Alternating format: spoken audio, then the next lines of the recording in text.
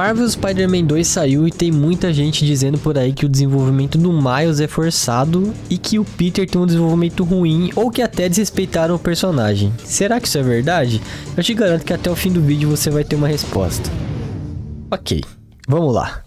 O Homem-Aranha. Um cara carismático e bem-humorado que carrega os valores dos seus tios para se tornar o herói que é. Humilde, sempre dando o mérito de suas vitórias às pessoas próximas a ele. Altruísta, sempre colocando os outros acima do seu próprio bem-estar. E uma pessoa que sempre carrega toda a culpa que sente quando fracassa, sozinho. Mas não importa quantas vezes ele fracasse, ele sempre se levanta e dá um jeito de fazer a coisa certa. Afinal, ele é a única coisa entre Nova York e a destruição total. Mas para responder a pergunta anterior, a gente tem que olhar para o homem por trás da máscara. Peter Parker. No começo dessa história, Peter tá tendo que lidar com uma perda enorme, sem conseguir achar um emprego para pagar suas dívidas, e quando ele finalmente acha, ele é demitido por ter que arcar com a responsabilidade de ser o Homem-Aranha. Ele parece sufocado no meio de tantos problemas e a gente pode ver isso se refletindo na vida dele.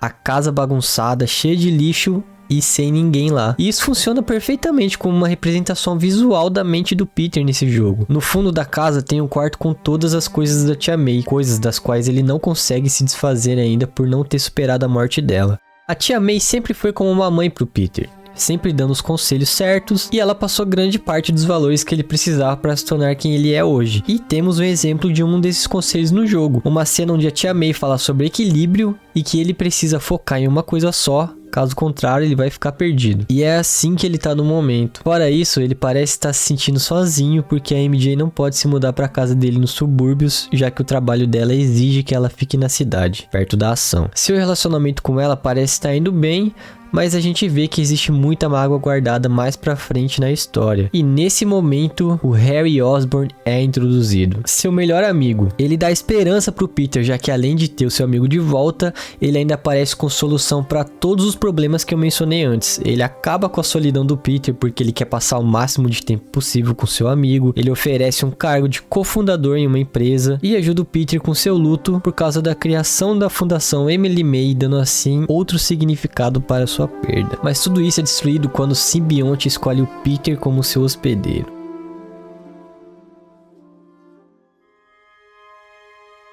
O jogo consegue mostrar bem com os diálogos como o simbionte consegue descaracterizar tudo que faz parte da essência do Homem-Aranha. Ele fica mal-humorado, nervoso e reclamando toda hora dos problemas. Fica arrogante falando que ele sabe o que tá fazendo porque ele que é o herói. Fica tão egoísta que coloca os seus objetivos acima da vida do seu melhor amigo. Culpa o Miles por ter deixado o lagarto escapar e não consegue mais ter força para se levantar usando apenas o fato de ser um herói e carregar toda essa responsabilidade. E por isso ele acaba se apoiando no simbionte. E no final ele quase entra em um caminho sem volta quando tá prestes a matar o Kraven. E é nessa hora que aparece a pessoa que vai salvar ele de toda essa escuridão.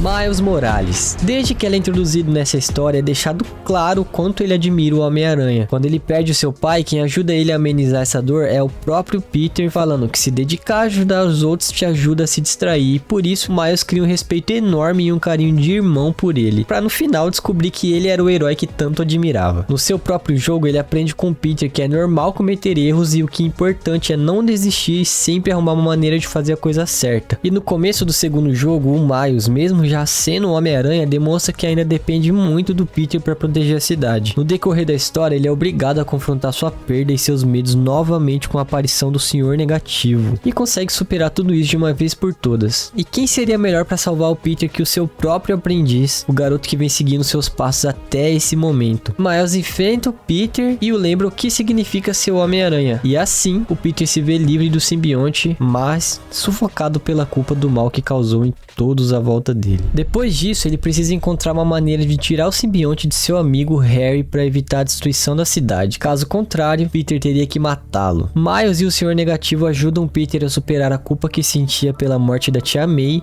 e a partir desse momento, o Peter entrega a liderança nas mãos do Miles, já que ele sabe que ele não vai conseguir focar em salvar a cidade, porque ele tá muito preocupado com o Harry. Peter enfrenta o Venom, mas como a gente pode ver no primeiro jogo, ele não sabe como agir quando a vida de alguém que ele ama tá em risco. E por conta disso, ele meio que é derrotado. E assim como antes, Ele só cria coragem para fazer o que é preciso quando a própria pessoa em risco o encoraja, assim tirando o simbionte do Harry, e por causa disso, o Harry fica perto de morrer. E nesse momento, o mundo do Peter ia desabar novamente. Bom, agora vamos dar uma breve pausa para conversar sobre outras adaptações do Homem-Aranha. Em Homem-Aranha Longe de Casa, o Peter tem que lidar com a perda do seu mentor e com toda a pressão pública para ser o sucessor do Homem de Ferro. E por não aguentar tudo isso, ele tenta fugir da responsabilidade e tirar um tempo para ele. No espetacular Homem-Aranha 2, o Peter não consegue aguentar a culpa que sente por ter quebrado sua promessa e não conseguir salvar a Gwen. Por isso, ele desiste de ser Homem-Aranha por meses. E no Homem-Aranha 2, o Peter vê tudo na vida pessoal dele dando errado por conta do seu trabalho como Homem-Aranha, perde seu emprego, magoa a MJ e o Harry o odeia por achar que ele foi o responsável pela morte de seu pai. E por conta de tudo isso, ele larga o uniforme. E o que todas essas histórias têm em comum? No final de todas elas, aparece uma ameaça que é maior que o Peter e os seus desejos. E por isso, ele precisa aceitar a realidade e abraçar o fato de que ele é o Homem-Aranha. E carregar toda essa responsabilidade sozinho. E essa é a diferença nessa história. O Peter não tá mais sozinho e o jogo mostra isso várias vezes. Sempre que o Peter tá prestes a fracassar em algo durante o jogo, o Miles sempre aparece no último momento e salva ele. E não é diferente nessa situação, porque uma das mensagens desse jogo é sobre momentos ruins e como isso afeta pessoas em volta de você. Como uma amizade pode te ajudar a passar por esses momentos para depois você se reerguer, e sobre segundas chances e fazer o melhor que você puder para aproveitá-las. Por isso, o Miles consegue reanimar o Harry, salvando não só ele, mas ao Peter também, mantendo sua esperança viva. E assim ele conclui a sua jornada como um herói, salvando o próprio Homem-Aranha que tanto admirava, assim como seu pai fez.